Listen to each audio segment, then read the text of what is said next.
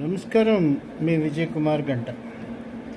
పంజాబ్లోని అమృత్సర్ స్వర్ణ దేవాలయం తరహాలో తిరుపతికి కూడా ప్రత్యేకమైనటువంటి అధికారాలు ఆపాదించే అవకాశం స్పష్టంగా కనపడుతుంది. తిరుపతి లడ్డూ ప్రసాద విషయం కానీ ఇతర విషయాలు కానీ అంశం మీద కానీ ఏపీ అసెంబ్లీ సమావేశాల్లో శాసనసభ మండలి సమావేశంలో వరుసగా 4 రోజుల నుంచి గొడవ జరుగుతుంది. ఈ క్రమంలో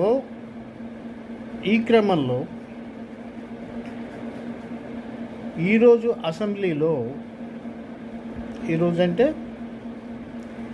23 ఫిబ్రవరి 2026న మంత్రి లోకేష్ చాలా స్పష్టంగా చెప్పారు. లడ్డు అంశానికి సంబంధించి తిరుపతిలోని పరిస్థితులకు సంబంధించి సుమారు 4 గంటల పాటు ప్రత్యేక చర్చ జరుగుతుందని, దీనికోసం క్వశ్చన్ అవర్ తర్వాత 0 అవర్ని రద్దు చేసి చర్చ జరిపిస్తామని ఇదే విషయాన్ని సీఎం చంద్రబాబు రూఢీ చేశారు. ఆయన చాలా స్పష్టంగా చెప్పారు. ఖచ్చితంగా ఒక నిర్ణయం తీసుకోవాల్సినటువంటి అవసరం ఉంది.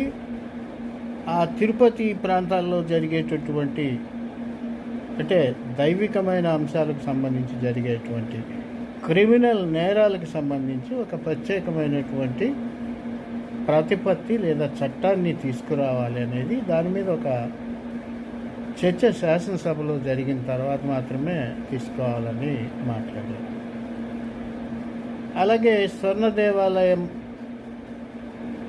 తరహాలో కొన్ని ప్రత్యేకతలు లేదా కొన్ని అధికారాలు తిరుపతి దేవాలయానికి ఇచ్చే అవకాశం ఉంది. ఆ దిశలో టీటీడీకి కొన్ని సూచనలను శాసనసభ చేయనుంది.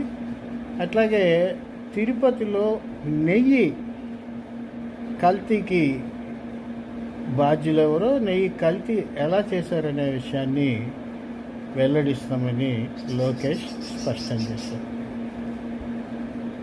ఒక పక్క శాసనమండలిలో వైసీపీ లడ్డు వ్యవహారంలో గగ్గోలు పెడుతుంది. ఇటు శాసనసభలో టీడీపీ ఒక కీలక నిర్ణయం తీసుకోనున్నారు. ఏదేమైనప్పటికీ తిరుపతి దేవాలయం టీటీడీ అందరిది, అన్యులది కాదు, అలాగే అయిన వారిది కాదు, హిందువులందరిది.